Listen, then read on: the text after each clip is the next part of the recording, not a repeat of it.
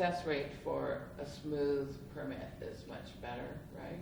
Yeah, I think we encourage them as much as possible. We don't require them because we don't want to prohibit somebody from submitting an application Right. if they're ready to go, but yeah, it's very helpful. And then, of course, some consultants are better Oh, than absolutely, others. yeah. So some people come prepared, you know, and what you put into it is gonna be what you get out of it, for sure. So it's, a lot of people expect us to do their work for them, and those are the meetings that, you know, they realize they need to follow up meetings later, and aren't quite ready to go. But pre-app meetings are important. Several years ago, the city of Tacoma was guaranteeing a permit an X number of time. They were accomplishing it through the pre-app process. So they weren't allowing people to submit a permit until it was basically ready to go. Yeah, I think. And it didn't require any So they special- just changed the time when they started the clock. Mhm. Yeah, and that's very risky legally to tell somebody that they're required to get a pre-app meeting before. I don't know that they required it, but, you know, and that was several years ago, and it may have Actually, changed. I lived there and I looked on their website and it still says that, which I said, whoa, that's weird. Really? Huh.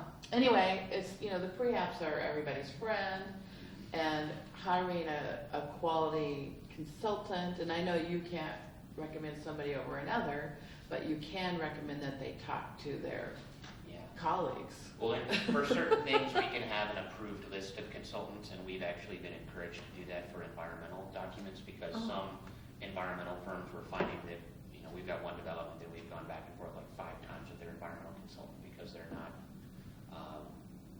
not really meeting the requirements of our code, and I don't know whether they're trying to circumvent something or what, but we've been advised to get an approved list.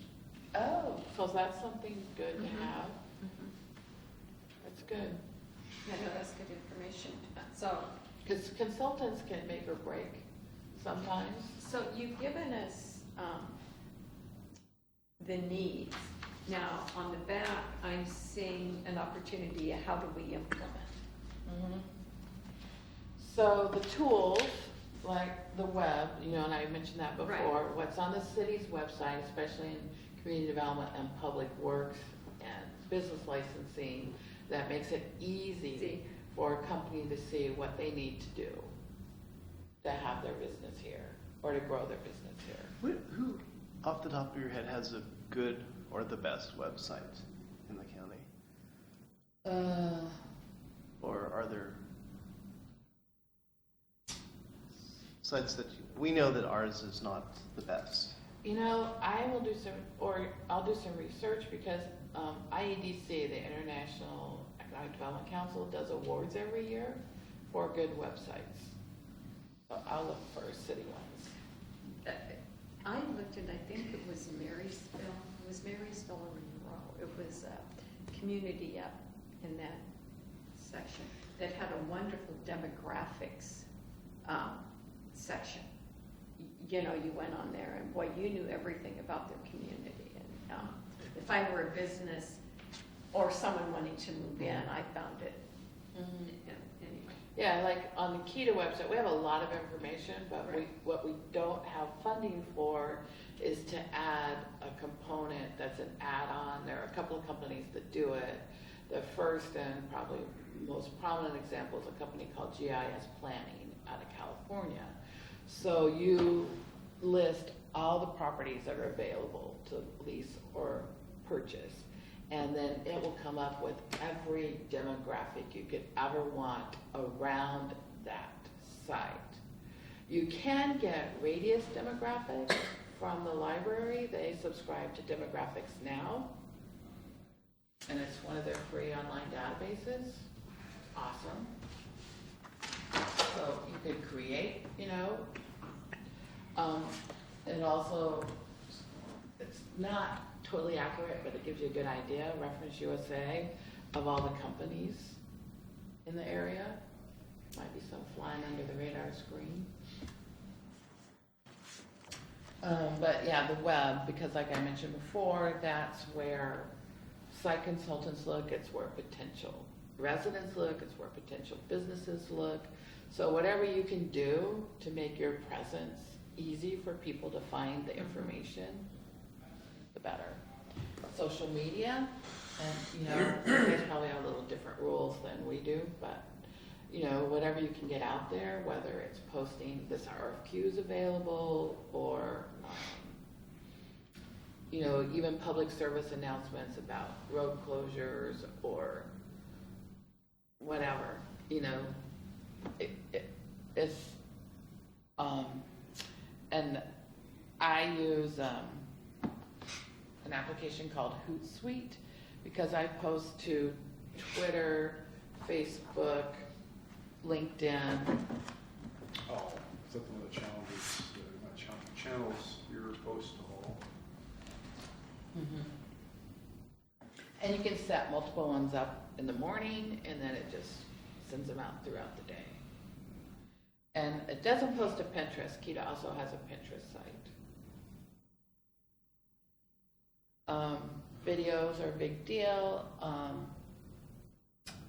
And, you know, Port Orchard has a video in that suite, the Kitsap Connected suite. Those are on the Kita Facebook page, they're on Vimeo, they're on our website on a dedicated page, and they're on YouTube.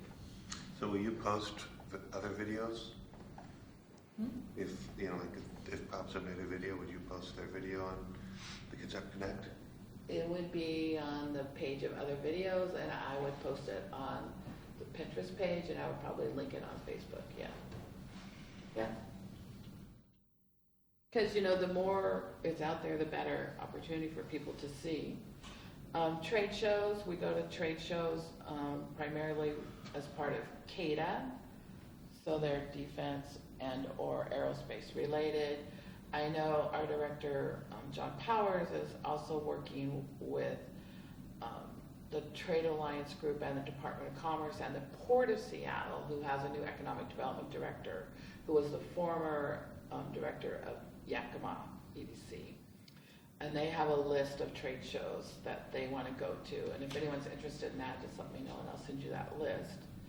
And then partners and contacts, you know, again, who do you know that maybe needs some assistance or can find something. And then how easy is it for people to get funding? That's a big deal. We have Kitsap Bank, which does a lot of SBA loans. I know a company in Kingston that was able to get started through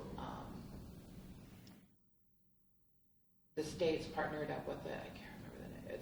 The state's program is called Fund Local. It's a crowdsourcing, but the state partnered with them. And actually, if you go to choosewashington.com and click on resources, you'll see that funding program as well as others. And they're also looking for companies to be in a pilot program for a new economic gardening program at the state. You have to, there are some requirements. It's a $750 fee, but if you know some companies that would fit, I would encourage you to look at that. Assets, cost of living, education, workforce, the Navy, because the Navy gives us a great workforce, and our proximity to Seattle. When we promote Kitsap, we promote ourselves as part of the Seattle region, because everybody knows Seattle. Mm-hmm. Nobody really knows Kitsap. And then the key traits in any economic development, confidentiality, relationships, and your partners. And I would say another place, in addition to our website, Choose Washington, other places to look for things on economic development, Kauffman Institute. Kauffman? Mm-hmm.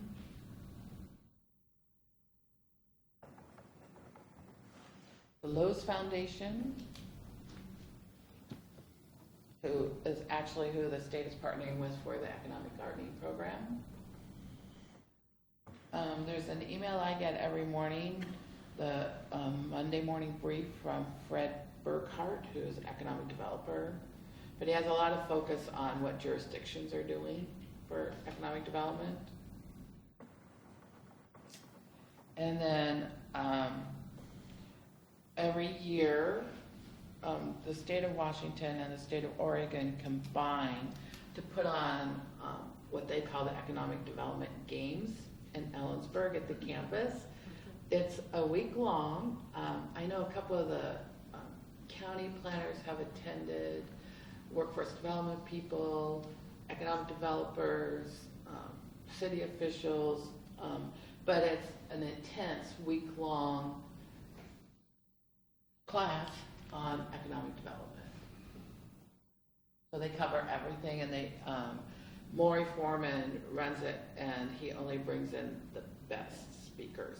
It's awesome, and I'm sure I would be able to get a tuition break if somebody said they wanted to go from Port Orchard, because Maury always helps us out, because he loves kids there. So do we have any questions of Kathy? If you were trying to recruit a particular type of business in the area, if you're interested, how does an entity, a government entity, do that without running into a buzzsaw of legal problems that we're favoring a particular? How do you get around that if you really want to if there's a need to bring a certain type of industry to the area, how do you get around that without preferential treatment? First, does that industry fit here? Do you have the workforce for that industry? Does it meet, the needs of the community? On our website, you'll see our key industries that we target, which are, taken from Puget Sound Regional Council, because they have a bigger target. Your biggest challenge would be the confidentiality. Because lots of companies, when they're expanding or relocating, don't want their competitors to know. And I don't know if there's a way. I know Commerce is exempt from Freedom of Information Public Act. records? Yeah, they are exempt from those requests because it would negatively impact their ability to, grow or recruit companies. But I don't know if that flows down. Are you guys No, subject we to are the not public exempt. records? Yeah, No, because we're a nonprofit. yeah, they're not a government agency. We're a private nonprofit. So you're not subject to, okay. Makes sense. Kathy, I really appreciate you coming. You've given me some ideas. I've got some notes here. And our committee is kind of ground zero. So this is a great place for us to start our education. Sure. Good raw material. And Yeah. I'm just gonna pass these out for you guys. Okay. This came across my desk a few weeks ago, and I thought it was really well. And the other thing I'll just say is that we've been attending the City of Hillsboro's Economic Development Committee meetings for several years. We're happy to do the same if you want us. If not, that's fine too. So Yeah, they we- just put us on the agenda Okay. list. We're not on the agenda per se. We're on the distribution The list. list. Yeah. Okay. Kathy, what city, in your experience, would you say was the most ED friendly? In other words, had greased the skids the best for businesses to get in? I'm not saying give away the farm, I'm saying works with businesses and has the reputation for being business friendly. Kind of depends on what's going on. And it kind of depends on who's the mayor and who the staff are. It really does. I'm sure it's mercurial, but there's got to be more. Well, I would say Becky Erickson is really proactive in getting things done. She actually renamed her planning department Economic Development and Planning. So it's not community development, it's economic development. So she Economic is development. Paulsboro. Yeah. Becky, you have Becky there? It's planning and economic development and the staff are the same, Paulsboro. Yeah, it's the same. And I will say in Bremerton, anytime I've ever had a challenge, Andrea figures out a way to make it work. I just don't think I've ever had any challenges in Port Orchard that I had to come to you guys and say, hey. Because we're on top of the list, that's all It there is just, to you say. know, the biggest challenge I ever had was a company that Ellen and I didn't want to approve their equipment. Because Washington does not have a reciprocal agreement with California for equipment, electrical equipment. What does that mean? Means that you were able to use it and it was, blessed in another state, but if you bring it in to Washington and it doesn't meet their requirements. Just like when you bring a car in, Oh, you have to get, it blessed I and see. there So are some think of issues. that if you're a business with a lot of, Expensive equipment. Again, Kathy, we really appreciate it, and we do meet the second Monday of the month at 9 o'clock. right Okay. here. It's a standing time. And I will make sure that you get our agendas. Okay. great. Appreciate it. Thank you very much. You're welcome. Thank you. It was very interesting, really. First thing it tells me is when I look at it is we need our sub-area plans. Yeah. Yeah, Once we get the house in order in terms of. Exactly, we have to get our house in order and, anyway, that's a discussion for another day. Well, and I see that you have the economic development, no. You added the economic development element on your, I did, I just put that down at the bottom. And we'll Yeah. go on to our events toolkit. So I think part of your packet included the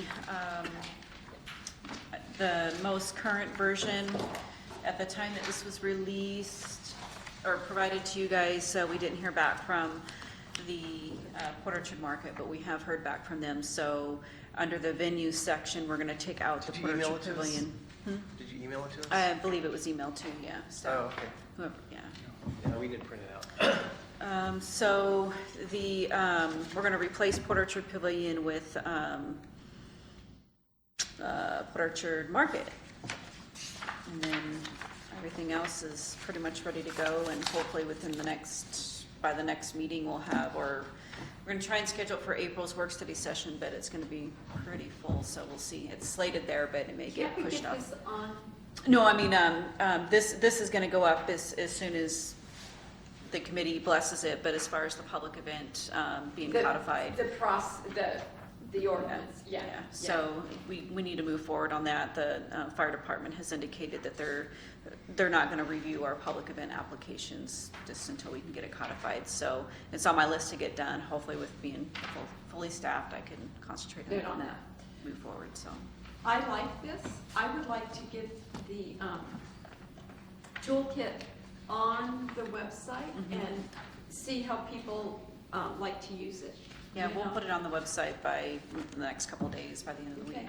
Did everyone else? if you tell me, then I could post it on Oh. have it posted on our blog and. Yeah.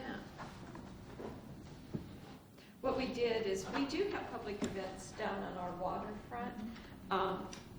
Well, and we have them throughout town, but primarily in the waterfront, and this is just a toolkit on how do you make it happen, all the applications, who wonderful. to talk to about what, so anyway. Yeah. Yes, I think Mayor Erickson said she'd like to have one. Public event. No, not yet. Okay. Nice to meet you. But you guys, I don't know that she has that, that's good. Well, we've been working on it for a while. Well, We're they have gonna- our city clerk now. You're gonna what? They have their city clerk here from Port Orchard. So, is there anything else on the toolkit? Nope, I think it's ready to go. We're just gonna make that one swap. Make that and- one change. And depend on staffing workload, we should be able to update it. I think our goal is to update it either after the first of the year or, we're not gonna be able to keep up with all the businesses coming in and out, but No, exactly. we'll put it in our work plan to try and update it twice a year, but We had also talked about, maybe this is more with the process that we're going to get to, but we had talked about putting together an email distribution list, and we knew that there would be some effort on the front end. But then when there was going to be an event, when we got the application in, that you would shoot it out Yeah, we'll, Do you remember um, that conversation we I had do. about that? Yeah. yeah. I haven't thought much more about that, but, Yeah, no. I mean, I have, but we just haven't had No, it time to hasn't really been- digest it, but, Yeah, but now that the fire department is taking a stand, we will move that forward. When did we get this email? No, I did. One of us did. Was it last week? Yeah, I also put hard copies in everybody's boxes. yeah, I got mine, yeah. Thank you. We didn't look. Apparently, I didn't look in my box this morning. So this will be something you're going to give to, and once it's live, we'll send it out to everybody as well. okay. Yeah, And then once hopefully once the new, or the codified, public event process, actually it's gonna be changed, I think. It has to be something else. I'll have to figure out, because it's not gonna just be for public It has events, it's gonna be another for type. private as well. So we'll have to figure out the new term, and then it'll be emailed to everybody as well, so. but thank you, definitely I'm really excited about this, getting on the website, getting some action. Until you get it on the website, we don't know how effective it is. Right. You know, so we get it on there, and until you take action, you can't. Our biggest problem, I think, is gonna be updating it. We always get emails adding businesses to the city's website, and probably about a couple years ago, we have a standard email that just says we just don't, Yeah. we're not gonna add your business. If you're a business and you're located within the city limits, or you're a government agency, we'll add you to the website, but, we can't add everybody's internet service provider and everybody's catering business that they do online out of Port Angeles. I mean, we just can't. We have to have some guidelines, and the previous and the current mayor was okay with that language, and we'll continue with that. And if we get this, we'll have to figure out how we're going to deviate from that as well. Well, and you're just updating this once or twice a year is. It's not gonna be onerous on staff, so. Right, and that's probably all we need to do, so. having created an event in the recent past, I know that having a toolkit like this is really helpful, because when you're doing that, you don't know A, B, C, D, all the way through Z. You have to usually run into a wall, and you have to find out, oh, you're supposed to do this. So it's great to have a kit like this. Yeah. Thank you, Becky, for leading that. Okay, we'll move on to the property tax exemption. Were you leading that, Nick? I can introduce it. The mayor had asked our department to look into property tax abatement for multifamily projects that include affordable housing. Bremerton has a program like this. Tacoma has a program like this. Rush Development actually approached us and said that they had some interest in redeveloping some sites, and that this is something that they've been offered in Tacoma and have taken advantage of, and it really makes mixed-use projects go forward, especially when you're talking about redevelopment versus greenfield development. So we had Carrie look into this, and Carrie did some preliminary research, and she provided copies of the codes that Bremerton and Tacoma have adopted. And I guess is the mayor still out of town? Yeah, I'll be back tomorrow. Okay, I wasn't sure if he was going to be here, but I know he's very interested in pursuing this as a opportunity for redeveloping parts of the city. And if the committee wanted to make a recommendation that we bring something forward for consideration, we can certainly start working on that type of proposal. And then we should also talk about what are the targeted areas where we want to encourage this type of thing. Yeah, when I glanced at it, and I can't say that I studied it, but when I glanced at it, the bottom line is if you take a property or an area and say we're going to make these tax exemptions available there, you'll take the property and its tax rate will be frozen at what it is.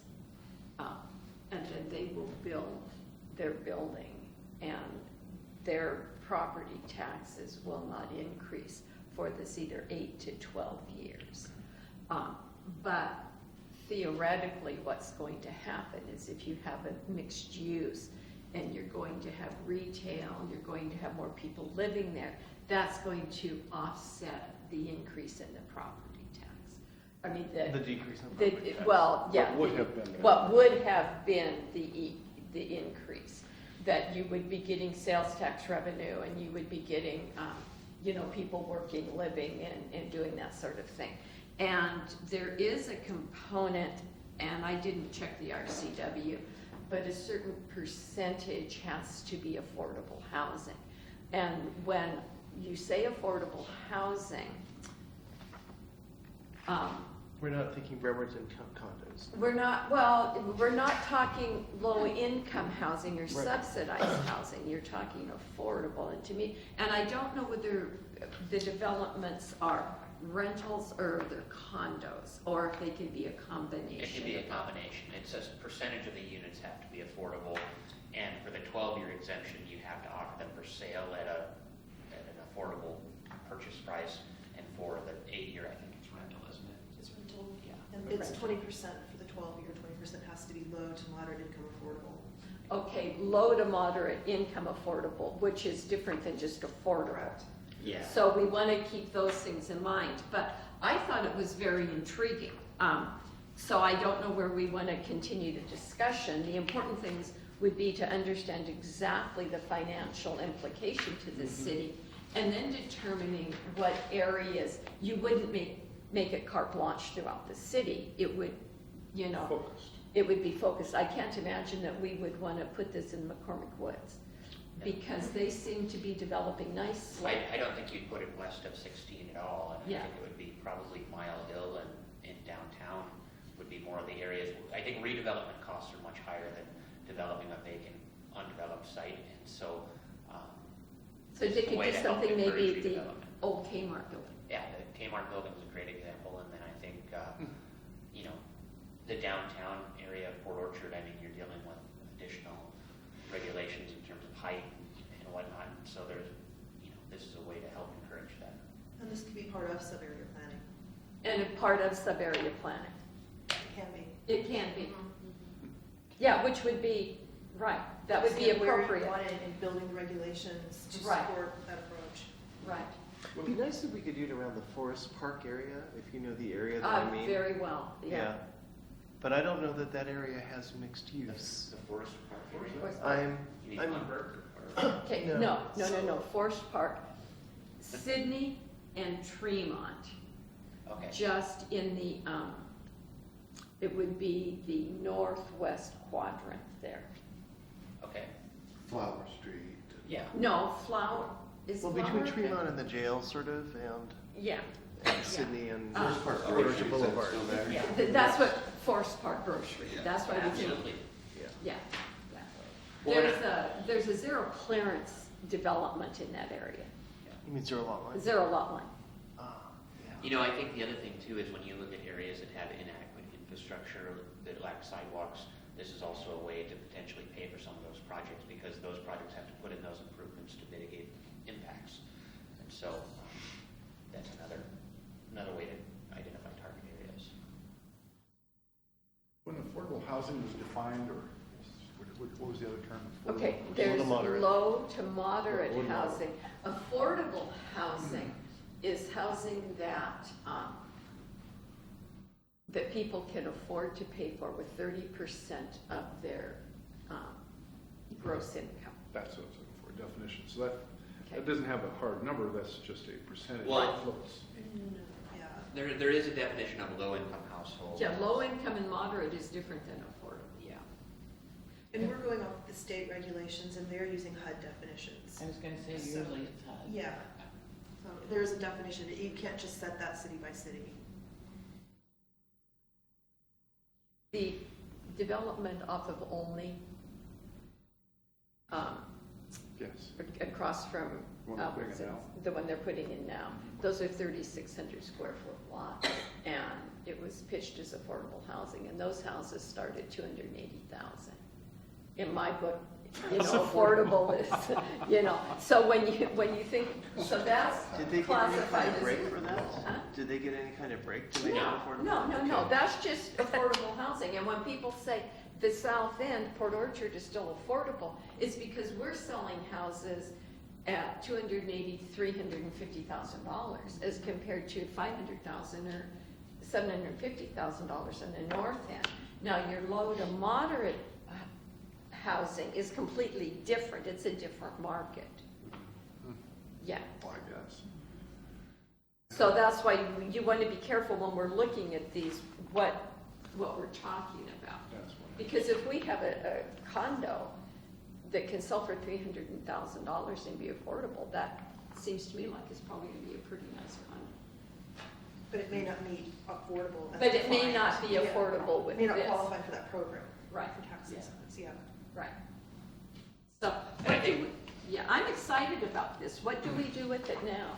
Well, we would need to develop code language similar to either Bremerton or Tacoma and bring it forward for consideration along with trying to map the areas that we would like to see this. Do we want to take this to, would it be appropriate to take it to a work study for full council, or is it something that we can just do here and then take it to? I would work on at least getting a draft together before you take it to work study, and also, I know our work study agenda, because we have some April's absences full. this month, April's full, May and June are gonna be comp plan, so I think it's gonna be hard to get a whole lot onto those. Onto agendas. those agendas. Do most of the work here and then bring it forward. Neat. So would you like us to bring a draft forward along with some maps to talk about? I would be Area. favorable of that if we have time. I don't want to interrupt your other workflow now. I think we can do it. Okay. If Elle has time, more than matters. Yeah, we'll have Alan. If Bill has time. Those cots out. Okay, and then, so we'll move on to our next agenda item, which is waterfront parking for events. And I think, Fred, that you had asked to have that. This topic is actually bigger than this email, because this email is very specific. Oh, okay. And looking at it, it's just saying that we're overselling, and I thought it was a fascinating study for someone to do in their spare time through the public records. I thought, good use of information. But I think the issue that I'm still concerned about is at what time do we want to consider giving up a week's worth of parking for an event? And recently we had to think about the Fathoms Carnival. In the past, we didn't have a dollar figure on the amount of revenue that we were losing, but we do now. And I think I'm concerned about losing the revenue and making impediments for the merchants downtown by taking away their parking. And creating an event that people come to and not providing parking for people to come. It's just, Yeah, it just, I think our culture here has changed. Maybe 50 years ago, people didn't mind that there was no parking for an event on the waterfront. But nowadays they do, and I think they won't come. I don't know that we have conditions in place for the next time somebody wants to take up waterfront parking for a week. But I think maybe this would be a good time to. I think that, yes. See, I'm concerned, what's the daily rate?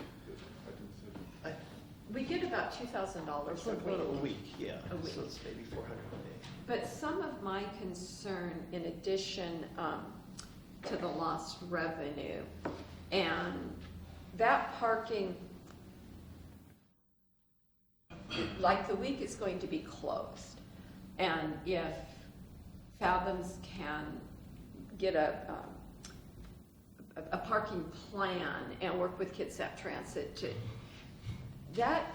there's still a significant inconvenience to those people that do that commute every day and that have paid for that parking. So, it's a fairly multifaceted discussion.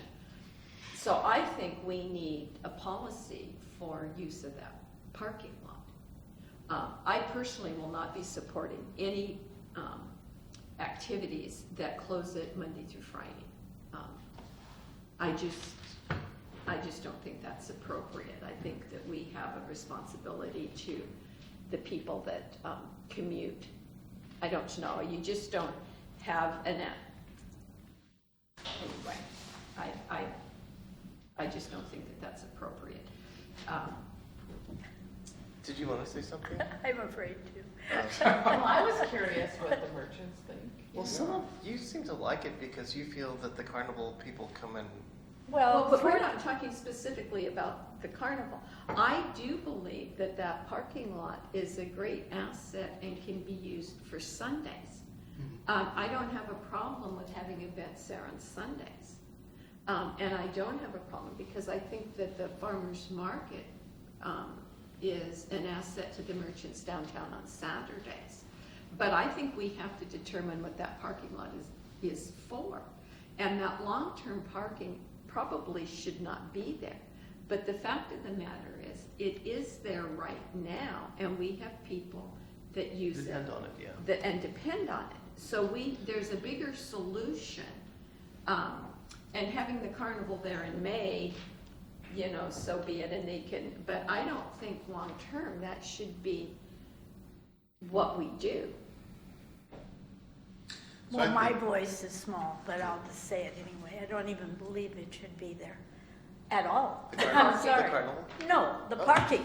Oh, I'm okay. sorry. I believe that that parking should be for downtown, that it should be for the public. But of course, the revenue for the city is very important. I understand that.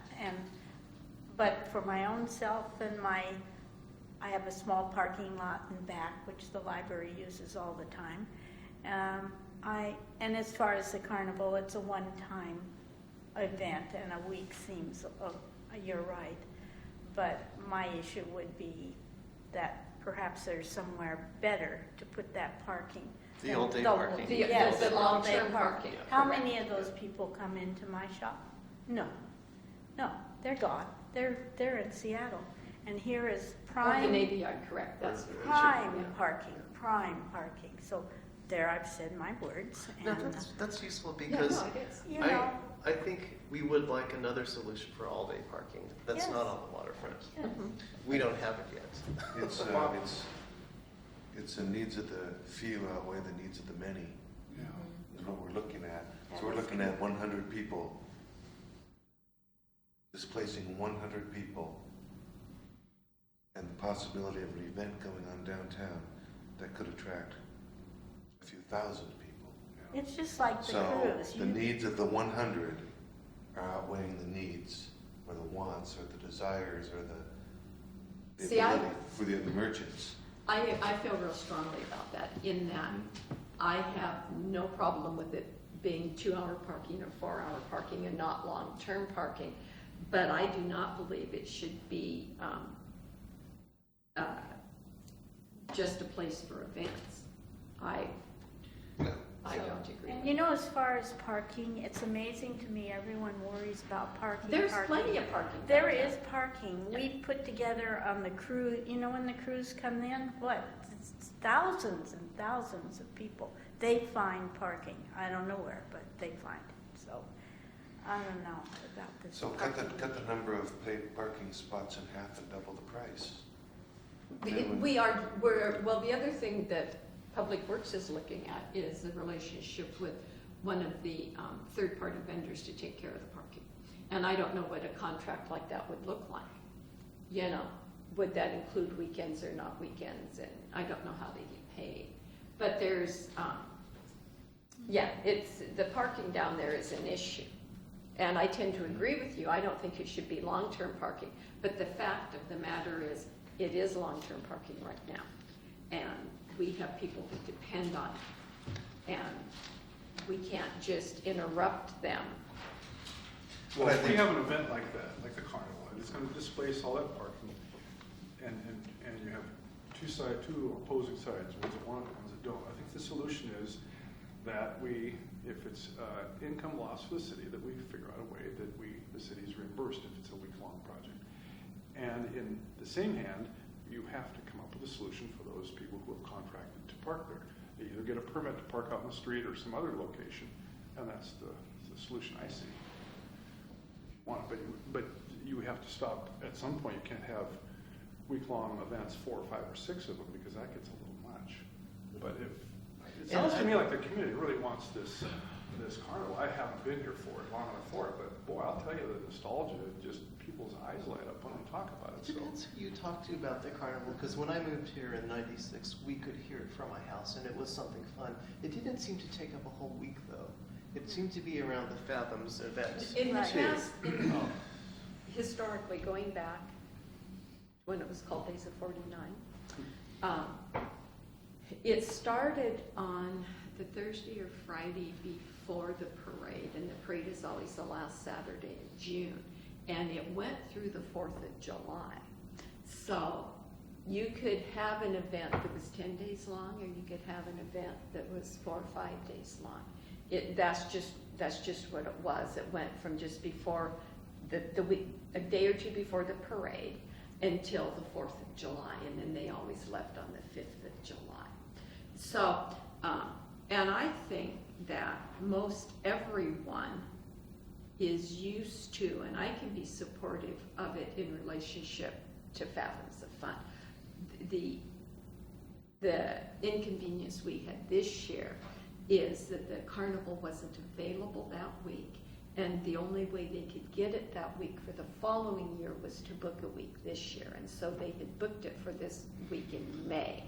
So that's the piece that I'm not sure when the merchants and responded to the survey that was sent to them. I don't know if they were told it's not Fathoms Week, it's the week in May. And at that time, the hydroplane races were still anticipated to be the following week. And so we were going to have that lot occupied for 2 solid weeks. So, those are the things you want to think about, because if you open it up for one organization, then what, so again, we may want to do that, but we need a policy on And I think what that's that's brought going up to a look good point. like. In the past, we haven't asked, we've just ignored the lost revenue. We haven't been able to account for it, but now that we know it's 2,000, you're right, we need to figure out how are we going to make that up? Are we going to charge the applicant for one? Or Even if it something? was, a percentage of it, you're gonna get some back Yeah. in commerce, but. Well, if we don't get it back, I think we're gifting it. But what, the use of the waterfront parking lot, is that an economic development committee or is that a land use committee issue? Somewhere in between. Whoever wants it. Whoever wants it. It's a new We should committee, take it it because sounds it's like. parking. Yeah, but we do need a policy, whatever that's going to look like. And it really starts with what are we going to do with long-term parking?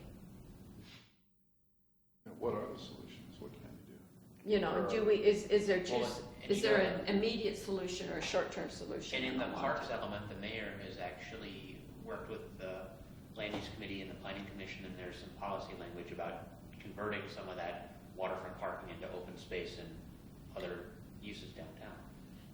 Oh, that's. Over by Marina Park, on the Marina Park side, so that there is more room for. But things no to one's happen. working on where we would put a park and ride, like where we No, would. not yet, and that's really, I think, where this needs to go. But that's where it needs to That's go, what I is was the gonna ask, long-term. where's You the nailed it. closest park and ride? Yeah. Correct. It seems to me It's that probably- once the Tremont project happens, there's an opportunity potentially on Tremont where the 2 houses that are going to be torn down that the city owns are located, that could be a facility. But, and then we have to look at other sites too. Tremont City, it's Copola's old house. Oh, is one of them green? I think I think so, yeah. The other places, I think that the solution they found was coming up with was parking up The Kmart lot. at the Kmart lot, Mhm. because Transit has a bus that stops there already. So there are solutions, but it needs to go to long-term Yeah, parking. and we need to coordinate with Kitsap Transit as well on that. Figure out what's going to make sense from a usability standpoint. I think it's a good discussion to have, because at one point, I think that they want to expand the Annapolis lot, which is more waterfront parking for all day. And I think they've constrained what they wanted to do with Annapolis, which I'm glad about. But I think we need a bigger discussion about where suitable parking rights would be. I think we need, as I had suggested, I think we need kind of a short-term fix and a long-term fix. The long-term fix is the long-term parking. And the short-term fix is just a policy for events, just. The other thing I was gonna say is I know that the mayor has on our work study something for changing part of the parking down there into an open space. And we just seem to have gone beyond, or bypassed is the word I'm looking for. We bypassed the waterfront plan that Councilman Childs had been trying to get going for years. And, it just seems that we've missed a step there. But I haven't paid that much attention to what the mayor was bringing forward, So what do we want to do on the waterfront parking? Do you want to work on a short-term policy? We can. And do we want that done here? I think so. I think this is a little, organization in this environment's a little more loose, so we can get more done. Okay. And then take a polished plan. Council. Okay. We can do that. It's a tough question. Are there any commercial entities that could be potential partners for the park and ride? Like, I know Kitsap Transit partnered with Clearwater Casino in their new garage for park and ride to get them off of that right away. Oh, okay. That's a good thought. Mhm. The only thing I could think of is the empty Kmart lot. Well, but But then it, when that gets redeveloped. Right, Right. yeah, Yeah. that would not be. That'd be yeah. temporary. well, and we identified that area as one of our local centers, and I think about the park and ride in Tacoma, and, there is sort of an economic development component to, there's a lot of people coming and going at certain times of the day, and there's a lot of businesses that are supported by that I'm sure facility. that's why the Right. tribe did it. Yeah, so, Right. yeah. I I think, think, right? I mean, if you were to build a Of course, structure already. there in conjunction with a lot of development, at a more pedestrian scale and apartments and living as well, I mean, that becomes a little transit center. But a temporary solution now is that I've always advocated is to contact the local churches because their parking lots sit empty typically 5 days a week. Christ the Rock out there, I mean, if you could get people from They're not McCormick already? Woods to, no. We had a meeting with them and Transit about expanding their parking lot and doubling it Are they in into the park city? and ride. Yeah, You know, Chrysler, we go out that far? yeah. Then, there's across from Sydney Glen, there's two churches right there. There's the Nazarene Church and there's First Christian. Both, I mean, side by side. If you took 50 or 60 parking spots from each of those churches. Yeah, and churches turned are a good fit. Yeah, for- when you go, if you, take a field trip to Pullsville, if you go to Gateway, which is a block off of 305. That's a great area. Huge park and ride. Right, Mhm. it is a great area. And they sit empty 5 days a week typically. And it's very well marked what is for And Monday through Friday. they have their transit right there too, don't they? Well, there's one on Mitchell too, right across from the funeral. There's the It's a Hartman huge Church. lot too. Yeah, It's a great idea. St. Gabe's. Thank you, Matt. Yeah, and I do believe Kitsap Transit does do some paving or. Yeah, I mean, even if you give the church, $300-400 a month to pay the electric bill or something, I mean, I'm sure a lot of them would step up and say, sure. Especially the temporary thing. I mean, Wilkins, the old Wilkins lot down here is a temporary thing. What the heck, If And we it's did have not something used like for that, much else. then we could, if an event wanted to take over the downtown area for a week, then part of the provision would be that they supply the cost of shuttle back and forth to the parking ride, for displaced commuters down here. It's just a matter of, and Transit does an excellent job right now of coordinating with when the boat leaves. Mhm. They would just, yeah. Yeah, they do much better than Seattle. Yeah. Right? They don't coordinate. Okay, we will work on that.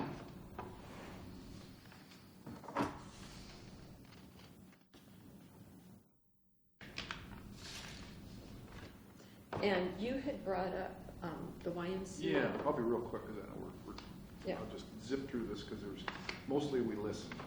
But last, I think it was November, the council and approved to join in with the county and the school board to have a survey conducted in the area for the need, the assessment for a community center, and the YMCA was a proponent of that. And so in early 2016, they did conduct that survey, and I think most of us have received that via email. The company's Triangle 2 that conducted it, and they purchased a list of certain criteria in the Port Orchard area, and they phoned citizens and asked them specific questions about affordability and things like that. The results were tabulated from those who were 20 years old and older, and a variety of questions were asked, from frequency of use to cost of membership. And Lori, the representative of the company Triangle 2 that did the survey, wrote the results down as far as purpose and methodology of the study. And the frequency of use was one of the things that were studied. The demand for programs at the center, demographics of the survey, locations, membership forecasts, and then the very bottom line was the conclusion of need. And everybody that was, the attendees were about 4 representatives from YMCA. Commissioner Garrido was there representing the county. I represented the city, and there were a couple people from the school board. And essentially, the questions were asked about how these, from the attendees were asked about how the information was derived. And when we all got done with it, my big question was what the part the YMCA plays in, what part the city and school board and all play in it. And what it boils down to is they said that the YMCA pretty much runs these things and doesn't contribute a great deal of revenue or capital to get these things built. And those are from partnerships. And so the conclusion was, I asked, could we get a pantry of possibilities so we can take the pieces down and cook our own meals, so to speak, with it. Best analogy I could come up with. And the next meeting, we agreed that we would come back for 3 more meetings once a month, and that the next meeting, the representatives from YMCA would bring back typical partnerships that have been experienced in the area. There's been 3 YMCAs built in this area, and all have exceeded their membership expectations. That the YMCA forecasted for 2 years, they exceeded them in 6 months.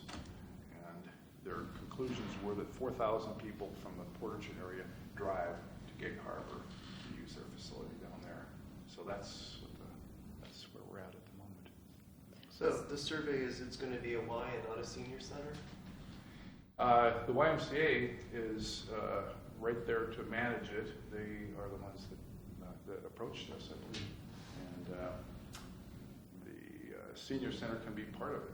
What they've experienced in the past is they've had community outreach programs that are conducted at the Y. They have senior programs. They have all kinds of things. It depends on what partners you bring to it. So I have been in the dark until this meeting really opened up my eyes as how they function. And it's not like they come to town with their checkbook, write a check, and build this facility. Right. Everyone uses it. They don't contribute. They sort of coordinated. Do you know if they're going to send the email, the survey to all council members? We received it, I didn't get it. a month or so ago. I didn't get anything this year. Carrie, put it in your box. Nothing in my inbox. No, nothing in my inbox.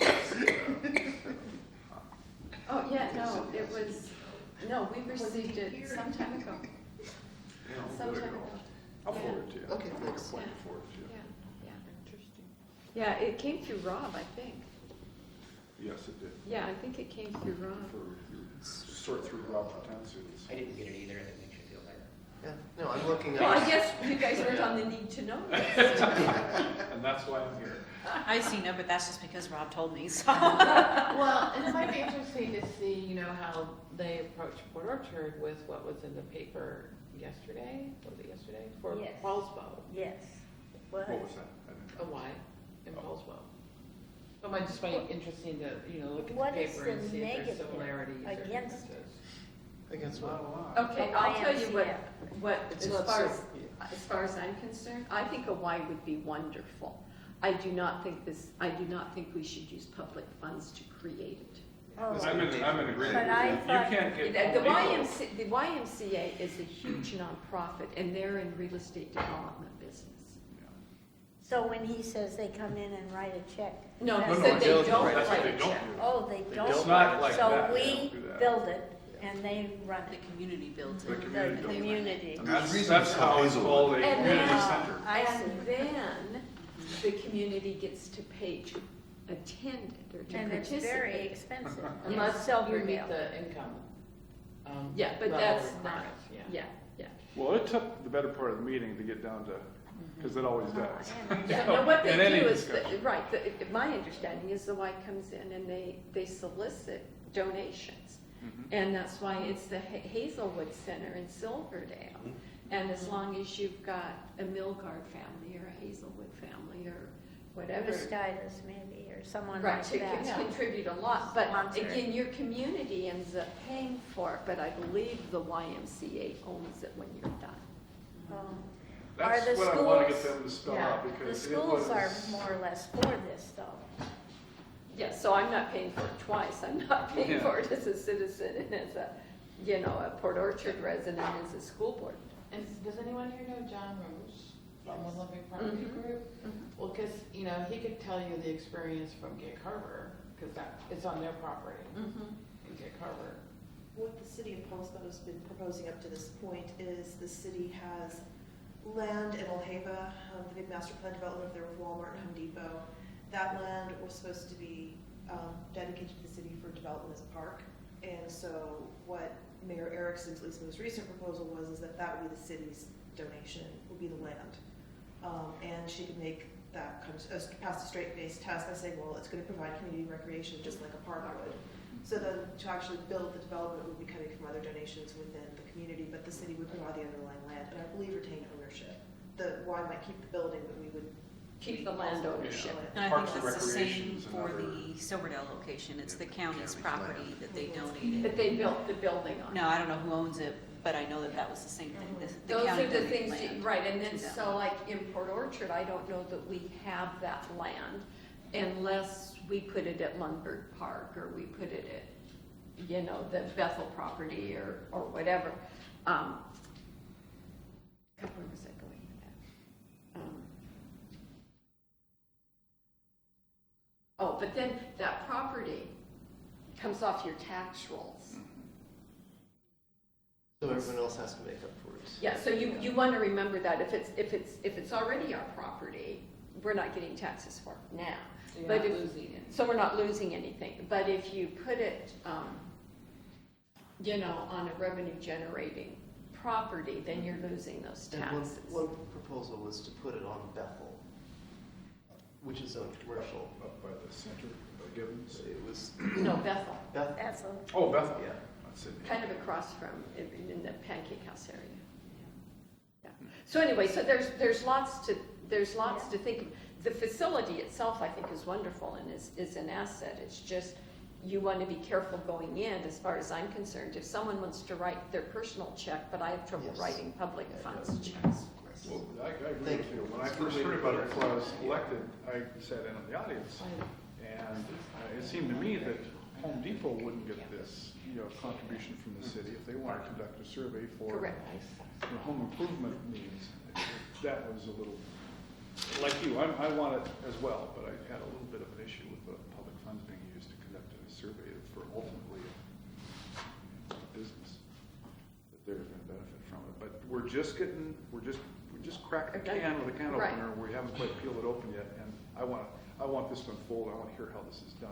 It's been news to Right. me, every time they. And go. you wonder when there would become the oversaturation if they put one in Paulsville, they've got the large one in Silverdale, they've got one in Bremerton, and they've got one in Gig Harbor. I also, as I had mentioned earlier, am a little bit of a capitalist, and we have fitness facilities in Port Orchard. We don't have the community aspect of it, like the Gibbons Center, which is the part that intrigued me, was a community center and not a athletic facility. I just like the roundness of it all, I like all of it. Yeah. I like the idea that we don't have a community center like that, we don't have anything like that. Right. It'd be a great attribute to the city, it's just, it's how you get there. Correct, correct. So Okay, so we'll bring it back to the you'll bring it back one next time. Okay, and then I had asked to have the economic development element of comp plan put on the agenda. And simply because this has already had a public hearing, has it not? It has, yes. Okay, it's had a public hearing, however, I hadn't seen it. The history on it is, we received a draft a year or so ago. And it came to this committee. I had a meeting with John Powers, we went over it. I had a meeting with community development staff, we went over it. And then when it was sent to us last month was the first time I'd gone over it. And there's some language in here I'm still hesitant with, and there's some legacy language that I would like us to discuss. So I was hoping, or I was going to invite Nick to send the most recent copy to all of the council members. And then we could bring it back, particularly if you two would read it and study it, and we could bring it back to our next meeting in April and review it so that we're all comfortable for it. And it may require another public hearing. I don't know, Nick. I know it. We're going to bring the whole plan once it's assembled back for a public hearing. Right. So anyway, there particularly is some legacy language I was concerned with, and there were some other things that I felt did not complement or were in conflict with what council had talked about at our retreat. And so I was just, no. I think it is, but only in the planning commission packet that's archived. So Yeah, it's- because it wasn't easy to get. Yeah, we're working on getting all of the elements up in advance of the next meeting, so. So anyway, so that's what I had with that. I know that everybody else hadn't looked at it yet, and so I was just hoping to bring that forward. And when you said send that out, you said to the council members, but I you meant would the like, committee members? well, the committee, they got it last month. You guys should have it. If not, you could resend it. Fred doesn't have You got that, Fred? We've got black holes for emails. Yeah, yeah. But I was It's on going to March send 8th. it to every council member, just so that they can comment and send it back. And maybe you could let them know we're going to be discussing it here, and if they I had it. wasn't asked to send it out, so I don't know who sent it out. It was part of our packet last month for our February council meeting, or our. He was asking if I sent it out on March 8th. And Or, No, this okay. was sent out with our February economic development meeting packet. Are those online? Yes, Janine loads, well, she loads the agendas, I don't know if she loads the packets or not. Yeah, it's just the agendas and minutes get put on there. We don't do a formal packet like we do for a city council meeting. Right. But if we sent this to all the council members and just let them know that economic development was going to be looking at it at their April meeting, and if they had any comments, they could forward them to your department and. Yeah. What's your email? Oh, that's probably easier. And I think we actually did the same thing with land use. We sent that back to the land use committee because as we started completing You the mean other parks elements. element? No, Oh, land the use. whole land use, Yeah, okay. as we started reviewing the other elements, we realized we needed to circle back and close some loopholes on Right. the land use side, so that's one to be revisited as well. Okay. Okay. Thank you. I think land use and housing, there were some revisions related to the countywide allocations, Oh, and we're also still working on the UGA boundary with the county. Right, and that was one of the things that I had marked in here, is if they change the UGA boundaries, does that affect, our? I think I already have one. No, because those are allocations, not capacity. Right, but the buildable lands report was that? We don't need a report on the county's capacity, so if we did report on it, I suppose it may be inaccurate at this point. But we're reporting what was in a buildable lands report that was specific to a geographic area, not specific to our future area that they're designating. So I'll look at it though. Okay, The did we, county buildable lands report, that was appealed. Yeah, I think they got, there's only, my understanding was 90% of the report was upheld. It was more of the reporting and implementation. It was the subject of the challenge, but how are we with our population numbers for our comp plan? how so? Well, what concerns me is that PSRC again on, last week, there were like 4 or 5 more cities that were only getting conditional approval on their comp plans. And one Because of they were the- growing too fast? Because they're growing too fast. And one is Gig Harbor, and I can't remember the other one, but Gig Harbor really stuck in my mind. And there's a lady named Kathy Lambert, who is a King County councilman who represents a great portion of rural King County. And several of her jurisdictions are in that area too, where they're not doing necessarily things to promote growth, but growth is happening.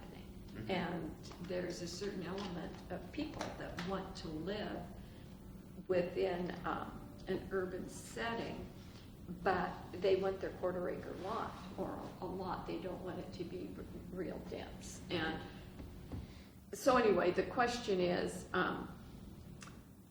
are we going to fall in that too rapid growth with our, are we going to end up with a conditional?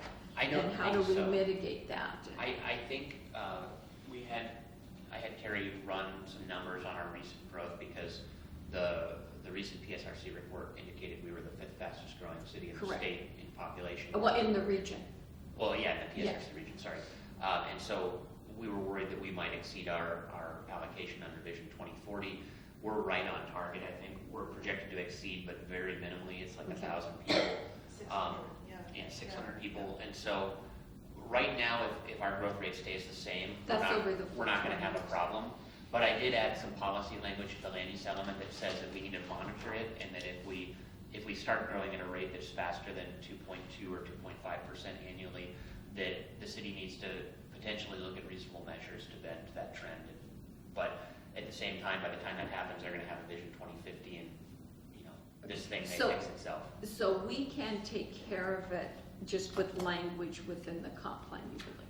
Correct, and I did note that we had taken the steps of adopting traffic impact fees and concurrency requirements, and that we need to see how those impact our growth rates as well, and whether they have any effect on it, and monitor that going forward. The other thing that I think that really came to my attention, because I was at this meeting on Thursday, and Tuesday night, you had said that you anticipate within the next 18 months that there may be over 400 living units or 400 new units. Lots being Yeah. developed. And so I'm going, is that within that 2.5%? That would accelerate our growth rate if all of Right. those things actually do happen, but growth also comes in waves, and so we're in a very, we're at the top of a development cycle, and if it slows down between now and 2036, which it always does, that may even itself out. The other thing that I thought about was with the UGA boundary change, and it's not so much the boundary change as it is the zoning changes that the county's proposing, is I can see growth coming, when that second Narrows Bridge opened up, that really opened up Gig Harbor. And so they're seeing a lot of growth, which is why Gig Harbor had the accelerated growth issue with their comp plan. But people are going to jump over South Kitsap County because they're going to be required to build on 5-acre lots. And they're going to come into Port Orchard where we have this affordable housing, where you can still get a house for $300,000 to $350,000 as opposed to Gig Harbor, where they may be 400,000 or 500,000. 6 or 7. Or 6 or 7. So we may see significant, Yeah, no, Gross. we're already seeing it.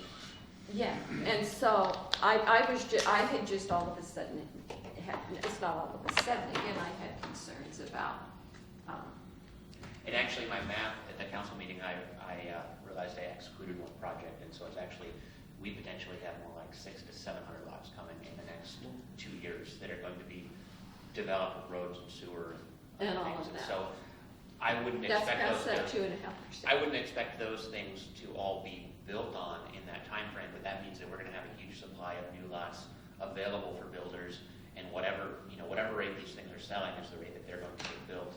And I've got multiple people saying they want to build 150 houses a year going forward. So that's Are they gonna have sidewalks? not in McCormick.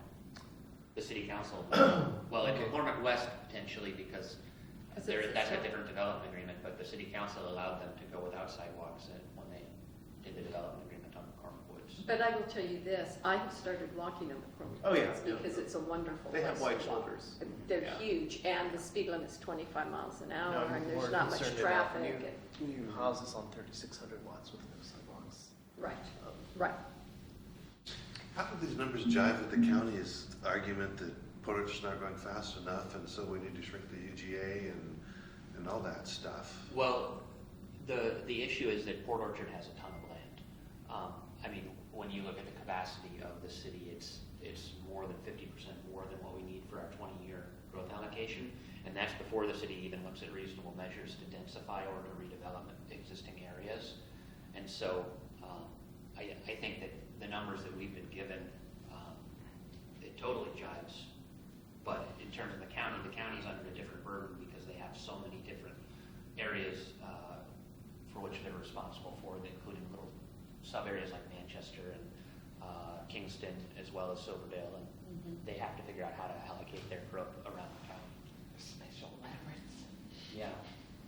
My comment would be, we better get the YMCA going, a new high school going, and everything else we can do for this. Port Orchard's gonna grow. The other I thing betcha. that seems very prudent to us is to get those sub-area plans done, because we're going to end up with this development, and we're not going to necessarily have the commercial development we want. You know, so we really have to get those sub-area plans in place That's so that we can direct the commercial.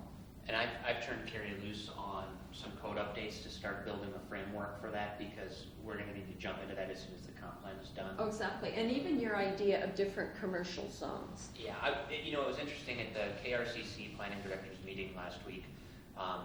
We learned that Bremerton is reducing from 11 commercial zones down to 6, whereas Port Orchard only has 1 commercial zone, and we probably need to go up to about 6 Right. in order to have different growth characteristics throughout different parts of the city. Are you addressing that in land use or at work study or not because of the comp plan? Because I'm No, concerned. we're getting a framework in place that will eventually take to the land use committee, to the Okay. planning commission. But, Yeah, I'm that'll- concerned about the storage units surplus.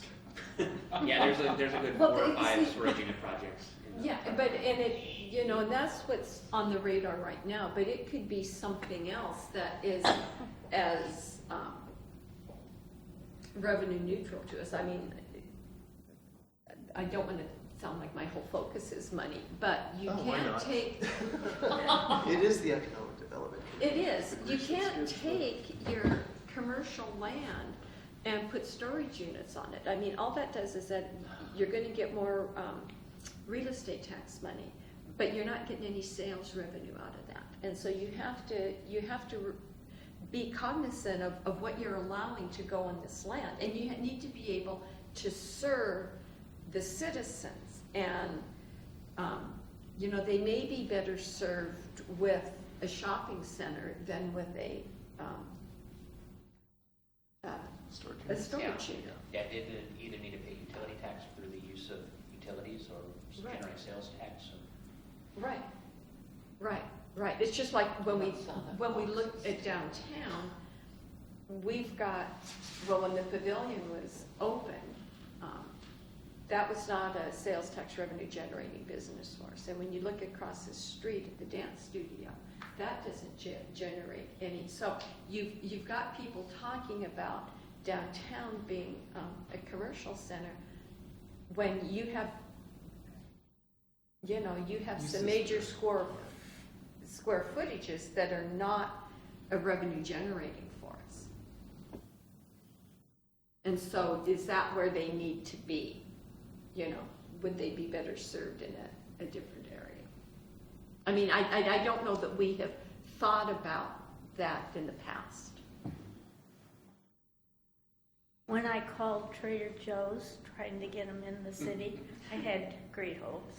That's been about a year ago, or before they went in, actually. And they, first thing, just said to me, you need better parking. I said, well, you didn't even come out and look at us and see what we have here, because I could see Trader Joe's at the pavilion or something Actually, West big. Seattle parking's pretty awful too. Is it?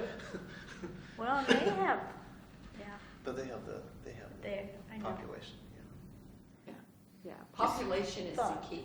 yeah. And that's one It's thing the that you did, demographics. that's what you didn't say today, was, Demographics. it's the Data. demographics. is Yeah, I you need- added this little thing on to Yeah. the side, You data. need, so if you just look historically at Port Orchard, Walmart and Fred Meyer and Lowe's went in over a certain time period because we had that many rooftops, you know, and then it's just plateaued, and it will stay plateaued until we get the more rooftops and the demographics increase, and then, you know, so we need to make sure that we can accommodate. We don't want those 400 homes, those 400 lots to develop, and those citizens to get on Highway 16 and go to Gig Harbor and go to Silverdale.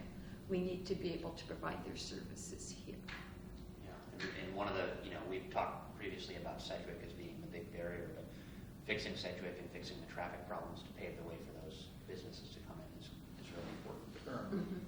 Yeah. Well, it goes back to your earlier discussion of the multifamily, the redevelopment, and the tax abatement, and what areas you pick for that, because Correct. that's a lot of new Right. residents. Talk about 6 business centers, I can think of 4, maybe 5. What areas are you thinking of, aside from downtown, east of 16, on Sedge, I would think Bethel, south of, or north of Lund, towards downtown, I think would be a good place, and then Mile Hill, the lower Mile Hill area, around Kmart, and then potentially the upper area oh, the up, okay. at the top of the hill could be looked at as well. And then, I don't know, I think Tremont and the Pottery Tremont area, maybe, but certainly not on the other side of 16. That seems to be taking care of itself. So does Tremont South, in the Flower Meadow area. I mean, that, there seems to be significant growth there. Yeah, and that's Those are just mostly, little those are pocket. single family. Yeah, those are little pockets. Yeah, the zoning isn't in place for that. Yeah. But yeah, I think north of Tremont generally is where you would want to focus that. And especially if you look at Pottery going north and Melcher, that whole area, the infrastructure is so substandard that may be the only way that you're going to get those improvements. Fred, you may have the history, but is it Doc Miner's property at Melcher and Hall? Or who owns that big lot up there? The big empty lot. I think you're right. Is that the one where we had the octagonal building? It Looks could have right? been, yeah, and but it's a huge lot of Yeah. area up there, and because I've been trying to think where development could happen, and that's a big lot. There's also an open land easement, or what do we call it? A conservation easement. I think it's on. Oh, that's on her property. Yeah, Yeah, but that's sort of next to. I think, yeah, that is next to it. And there, at one time, there was a plot approved north, or directly across the street, but there was a ravine. From Melcher? On Melcher. Yeah, they came in and met with us, and their approval expired, and there's so many critical areas in there that I don't even know how they got their last approval. But Mitigation. I remember Are they gonna walking do it. off-site Yeah. they were mitigations? filling all kinds of wetlands and, What about the houses in Blackjack Valley? yeah, I think that whole Melcher area, I mean, that's really challenging because you almost don't want to encourage things to happen there in the absence of the infrastructure. And even if you did tax abatement, you'd have to have such large projects to get the infrastructure there that it's really going to be hard to pull off because the length of the roads that are unapproved are so long, and the cost of improvement is so high. Yeah, but I was just thinking in my mind of open space that, Yeah. Although I think when you're talking about north of Tremont, I mean, once you're down on Bay Street, heading out towards Gorse, there's a lot of areas that could redevelop out there that tax abatement could potentially make some of that viable where it hasn't been previously due to, like on Wilkins property, is there contamination there? I mean, I think he's received his certification, that's clear. Is it, I didn't know, just because of I previous thought I heard years. about it last year, late last year. So outside of Port Orchard Industrial Park, where is the city's industrial? That is it. the county is designating some industrial in the UGA south of the city at the end of Bethel as part of Oh, the okay. proposal. I understand there's some sort of meat and packing facility that wants to go in down there. But besides that, Oh, there isn't an industrial area. So that's Of the it. waterfront, there's some on the waterfront, but those are water dependent uses only. I think most of the growth is supposed to take place in the professional, the job industry is calling for Yeah. But it professional. depends on what your codes say are required, like there's a, This is coming from above, this is. right, but there's like, even companies that probably could just be in a nice little business park are required industrial zoning in the county. Like, there's a company that makes high-end audio cables, and all they're doing is putting cables together. They're required to be in an industrial zone. Yeah, well, and maybe as we revise our commercial designations, the commercial designation that takes storage unit also can take some light industrial stuff. And same thing with, microbreweries, that's been one of the challenges for things like that to go in, is that they require industrial. Yeah, it's zoning in just a lot of something to cities. think about it Right. as, Right. especially, as the EPA and OSHA, we should have kind of changed how things are done. It's not, most industrial is not what people envision. Yeah, it's not smokestacks. So something to keep in the back of your minds. So a brewery, just feeling something, downtown, no business could open up a brewery in the downtown area as far as Well, Slaughter County has one. Yeah, I think it is possible, but I know that in other cities, it's not possible depending on how the code is written. And I think if you're going to allow it, you really need to define what volume is allowed in a commercial zone versus what requires industrial. Because obviously, Volume. yeah. Okay. Or distilleries, that's the new in thing. Mm-hmm. But not pop shops, or what are they, hot, please? Soda pop. No. Hot, Yeah. please, we have enough, I think. Speaking of that, I was at a meeting and a gal from the city of Shelton was very, very excited because Shelton has had a mill close and some things. Shelton's have some challenges. And they've had some challenges, but they had two buildings that were huge, and I can't remember now, 70,000 square feet or 100,000 square feet. Huge down in their port area, their waterfront area. And she was just really, really excited because they were going to get a marijuana grow operation down there, at least one of those. So, and then there was also what is the other piece? You've got the grow, and then you got the processing, and there was another building down there in the same complex that the processing was going to be leasing. I understand there's also testing facilities. Okay. There's meth labs too. Yeah, but, Well, we testing have facilities 7 and of them now. But, so those are retail shops. Yeah, Oh, they're retail. retail. So, so anyway, Shelton was quite excited to, get these empty buildings that had been empty for some time leased. And so you kind of have to be open sometimes when Don't tell them about the pavilion though, will you? It's not zoned for it. Oh, good. Yeah, that Sure. would be. Well, I was thinking if you had a restaurant in Kingdom, they won't have the mini microbrewery, which is kind of a trend to have a big stainless steel Yeah, it cask. is and, a trend. Tommy C's moved from here and went up to Silverdale, and that's what they produce. That's what I was curious about. And like you said, the distilleries, boutique distilleries, that's becoming quite a Well, popular like trend. the one on Bainbridge Island, the organic distillery, won like some national award, and it's in a business park. Mhm. Wow. But that business park is not your normal business park, because there's like physical therapy and stuff, so they treat it more like a, Second, just a profession or yeah, employment center. yeah, because, There's a brewery there too.